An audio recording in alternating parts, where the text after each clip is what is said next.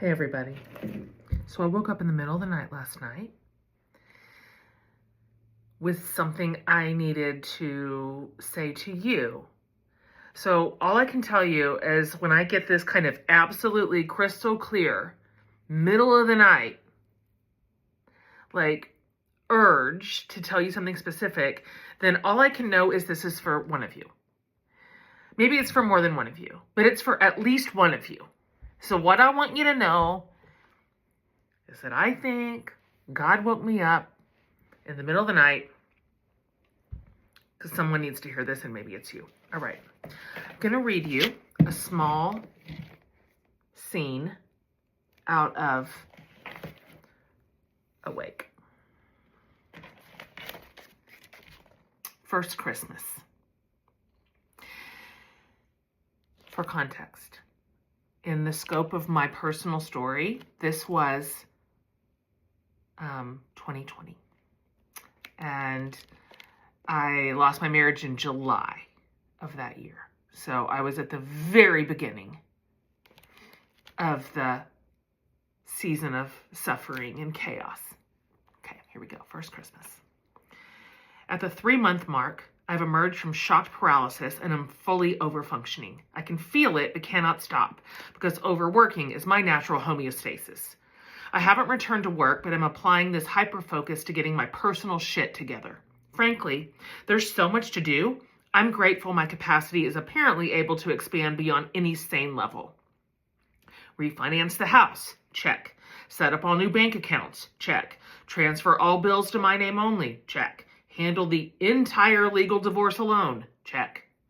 Manage the lawyer, check. Get current on taxes, check. Hire a bookkeeper, check. Sort out health insurance, check. Figure out the kids' tuition, rent, etc., check. Oversee all virtual COVID school, check-ish. This list goes on and on. The kids are with me full time.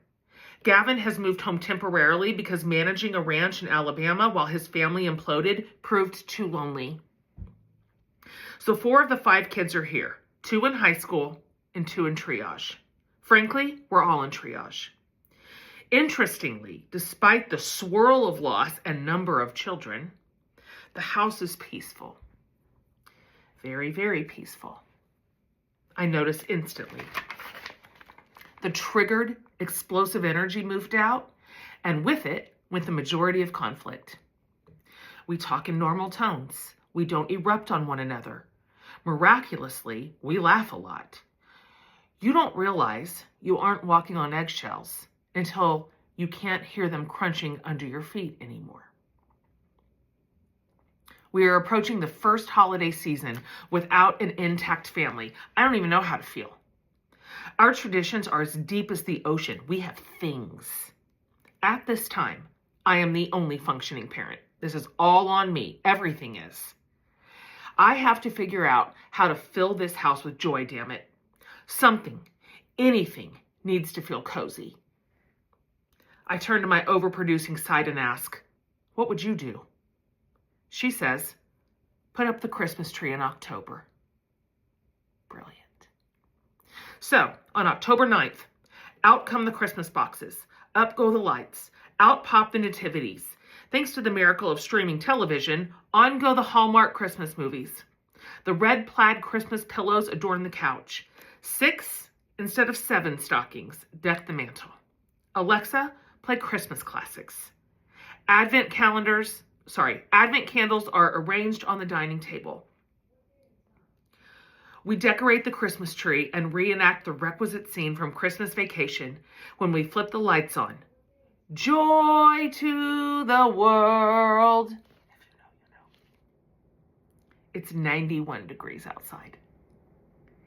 We cackle at the absurdity as we toast our mugs of hot cocoa.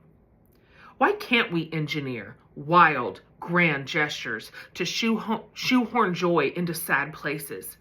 Why shouldn't we put up Christmas early, or paint a room hot pink, or string twinkle lights across our dining table? For that matter, sometimes the only obvious thing to do is dye your hair platinum, or start wearing outrageous glasses, or serve your family cake for breakfast. When all else fails, Pull your kids out of school and go see a movie at 12:30 in the afternoon and let everyone drink full sugar Coke. It is saying, we didn't choose that, but we can choose this. We didn't want that, but there's no reason we can't have this. Life may steal some happiness, but it can't confiscate joy, or at least not all of it. We still contain outrageousness, and we ought to use it because it is fun, and fun is underrated when you're sad. At some point, we are exhausted from suffering and just want to watch Christmas at Honeysuckle Lane wearing Santa pajamas in October. That night, alone in my living room with the Christmas tree lit and Halloween commercials on, I think about my beloveds tucked into their rooms all around me, safe and loved, warm and fed, at least temporarily delighted and entertained. And I realize not everything happens to us. Sometimes, despite it all, we decide to make magic happen.